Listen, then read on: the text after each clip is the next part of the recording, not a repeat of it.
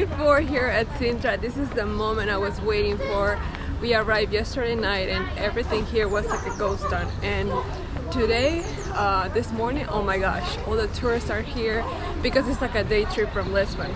But we're excited, I'm so excited. We started at the train station, now we're walking to La Quinta, then to Moorish Castle, and then the Palace of La Pena. So, very excited! On my way to La Quinta and just walking through Sintra is an experience in itself. The streets are charming, full of details and greenery. It's a perfect mix of peaceful and interesting, which is probably why so many people visit. Now, here's the National Palace. It's one of the oldest royal places in Portugal, dating back to the 14th century. The iconic twin chimneys are part of the palace's massive kitchen, once bustling with activity as cooks prepare elaborate feasts for royalty and guests.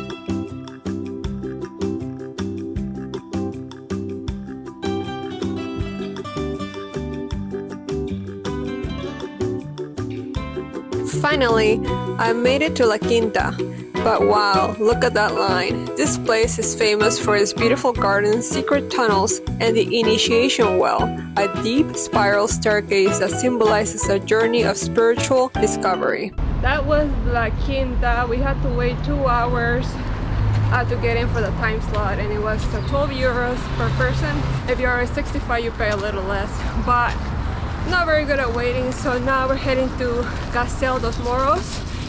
It says it's gonna be about a 15-minute walk from Vila Sassetti, so find that sign and follow that, or you can use Google Maps, which is what I'm doing right now. So once you find the Vila Sassetti sign, we are here. So we have to pretty much go up the mountain and then go to Castelo dos Moros, and Parque Peña is very close to it. Let's go. The Vila Sassetti trail is actually pretty special. It's one of the oldest walking routes in Sintra, offering some of the best views of the town and the surrounding nature, while surrounded by all this green.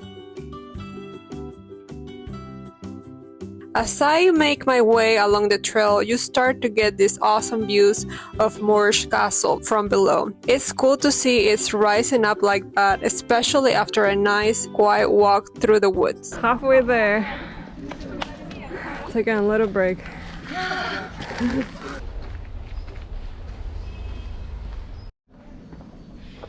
Finally made it to the castle, but man, it's crowded. The entrance fee is 12 euros, and while it's definitely worth it, you might want to plan around the crowds if you're visiting during peak times.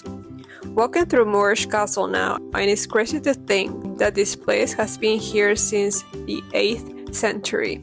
These stone walls have seen so much history, and it really makes you appreciate how everything here is. One of the coolest things about this castle is that it was originally built by the Moors as a defensive fort.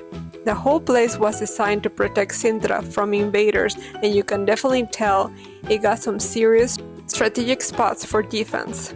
The best part, though, is the view. From up here, you can get this incredible 360-degree look. You can see why they chose this spot. It's perfect for a castle like this. And if you look in the distance, you can spot Pena Palace sitting on the hill. It's kind of amazing to see it from here, knowing it's just up ahead.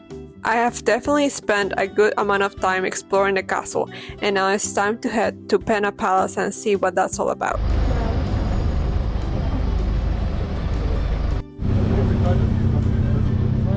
So we're in the Palace of Pena, and to get here is 20 euros, but we couldn't buy a ticket to go inside the palace, but you can actually go to the gardens, and that's half the price, 10 euros. It's very busy here. Buy the tickets ahead of time. We could get tickets to go inside, but we have to wait till 5 p.m, so we didn't want to do that. And I think if you buy tickets for the garden, it takes you all the way to the castle, and some you can even go to some rooms inside, but not all the way, of course.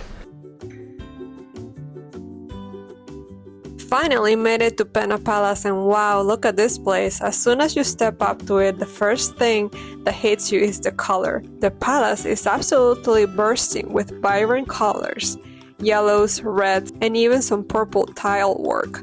making it stand out like something straight out of a storybook. It is not just the colors that are amazing. This place was built in the 19th century, blending all kinds of architectural styles, from Gothic to Renaissance. The mix of styles gives it such a unique, almost surreal look.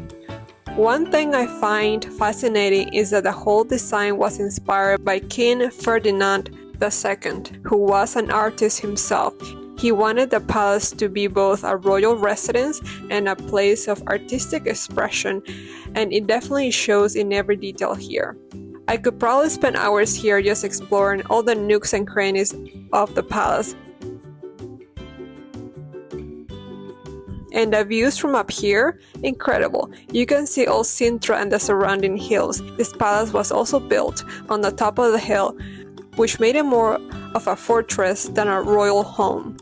The location and architecture were designed to make it look imposing and also magical. But it's time to head out. Pena Palace really is one of those places that feels like it belongs in a different world. Definitely a highlight of my trip. So that was the palace and a shoe malfunction. Now we're done. We're gonna continue to go to the garden, I guess, to the surroundings of the palace, and then we're gonna get something to eat because we so deserve it. From Castello de Moros to Palacio de Pena, it took us probably like 20-minute or 10-minute walk. It wasn't too far.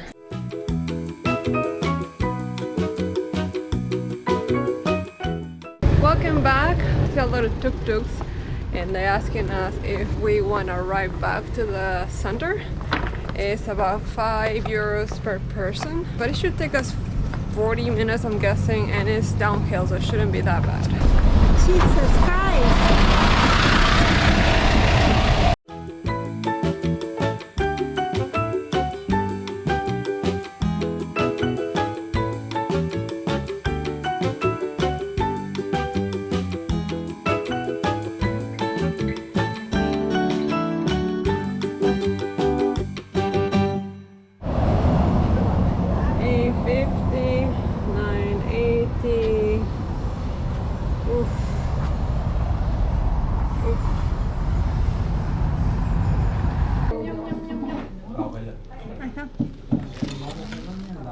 This is Sintra at night.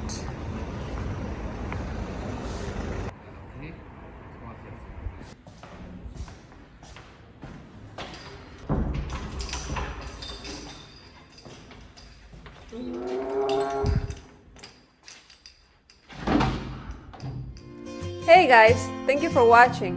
Don't forget to like this video and subscribe for future adventures. See ya!